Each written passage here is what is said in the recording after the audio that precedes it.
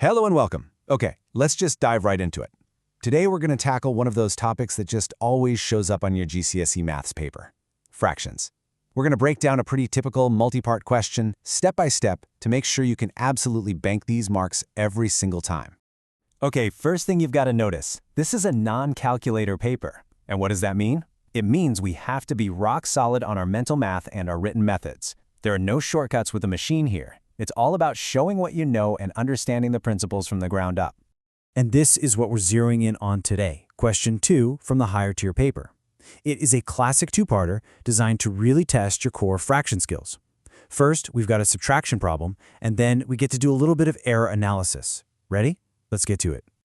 Right, let's kick things off with part A. It's asking us to work out 3 4/5 minus 1 2/3.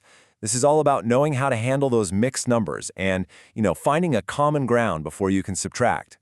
So whenever you see mixed numbers in a calculation, your first job, like always, is to turn them into top-heavy or improper fractions. It just makes life so much easier.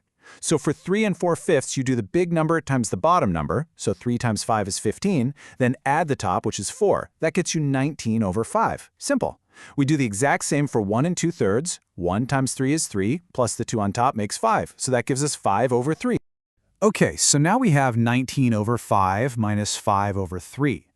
But you can't just subtract those as they are, right? It's kind of like trying to subtract apples from oranges. They're different things. We need a common unit. And in the world of fractions, that means a common denominator. So what's the smallest number that both 5 and 3 go into? Well, that's 15.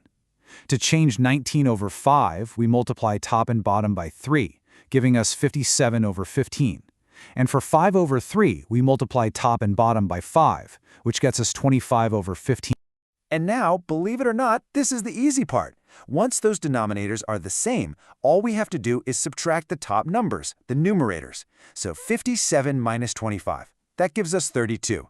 So our answer for now is 32 over 15. We're almost there.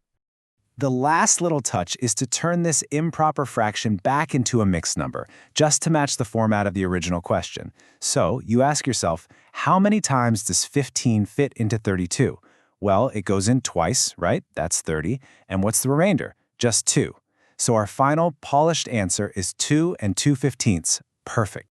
All right, let's switch gears and move on to part B. Now this bit is a little different.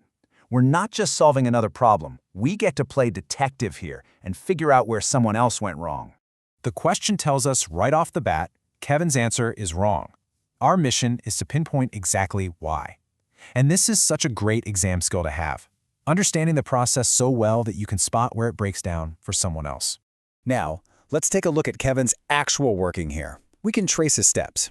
He starts by converting 2 1/3 into 7/3. That's a perfect first step, check.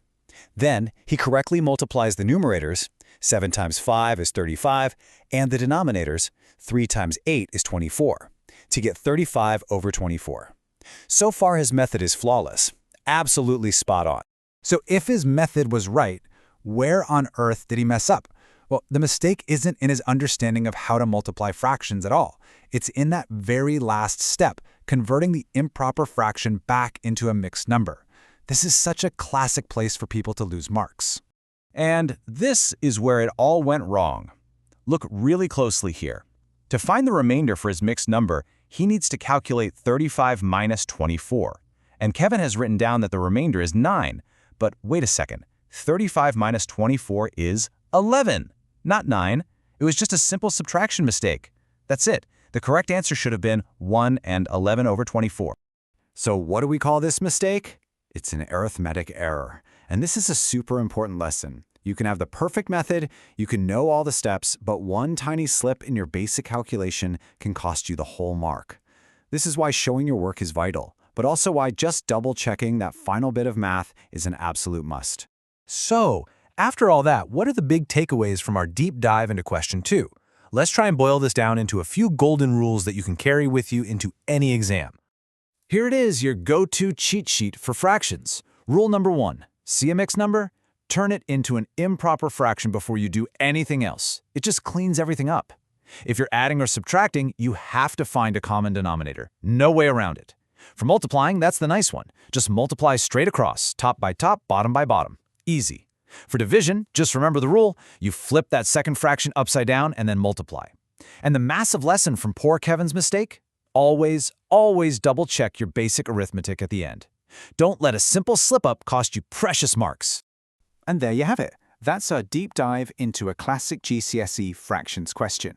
We've seen how to handle subtraction, and just as importantly, how to spot one of those sneaky little errors that can trip anyone up. So now I've got a question for you. What's that one common exam mistake that always gets you? Let us know, and maybe that's what we'll break down next time.